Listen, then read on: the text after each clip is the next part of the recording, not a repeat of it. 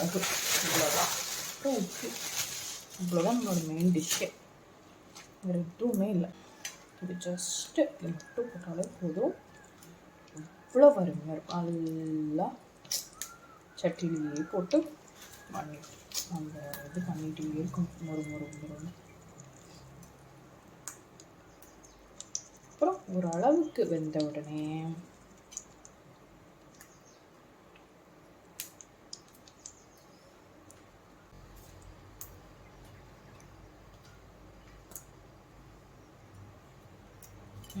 First நம்ம காஞ்ச மிளகு இப்படி கிள்ளி ஒரு 10 கிள்ளி போட்டுக்கோங்க.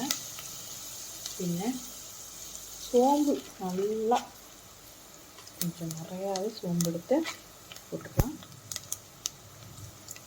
தப்பில்லை. ஓகே, நல்லா புரிஞ்சு வருது. இந்த டைமில்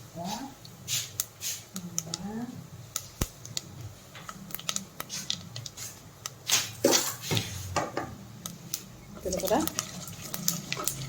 10 போட்டுருக்காங்க. நல்லா எண்ணெய் கொஞ்சம் தாராளமாக ஊற்றணும். அதுமாரி சோம்பு, வரமிளகு பொன்னிறம் ஆயிடுச்சு. ஸோ இப்போ நம்ம சேர்க்கணும்.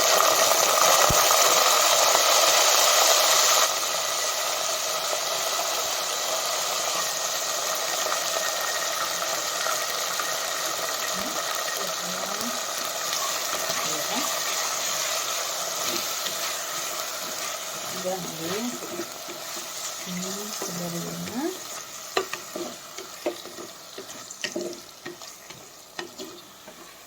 இப்படி நல்லா பாருங்க. சரியா? இப்படி போட்டுட்டு லைட்டாக மஞ்சத்தூள், ஓகேவா?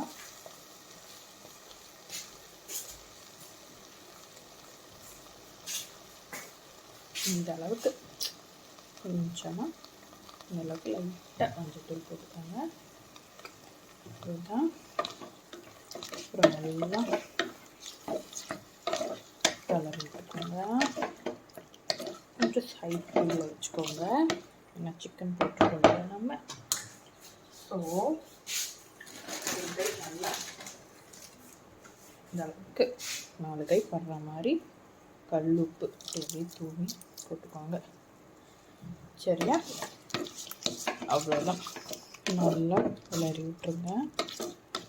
Finish dish. அவ்வளோதான். இது நல்லா பேச்சுலர்ஸ்லாம் பயங்கரமாக இருக்கும். ஓகேவா?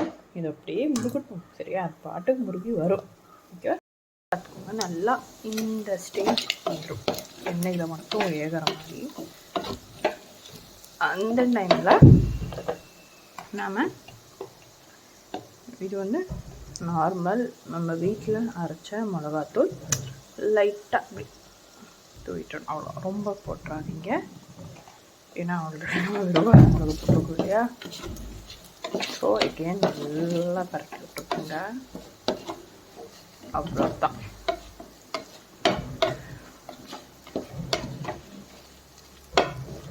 ஓகே,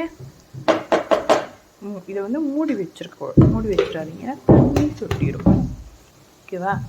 ஏன்னா இதில் ஆல்ரெடி சிக்கன் வந்து நமக்கு தண்ணி வந்துக்கிட்டே தான் இருக்கும். ஸோ அதனால் தண்ணி எதுவும் ஊற்ற வேண்டாம், மூடி வைக்க வேண்டாம். ஓகே, அதுவே ஒரு இது அப்பப்போ கொஞ்சம் கிளறி மட்டும் விடணும். ஓகே.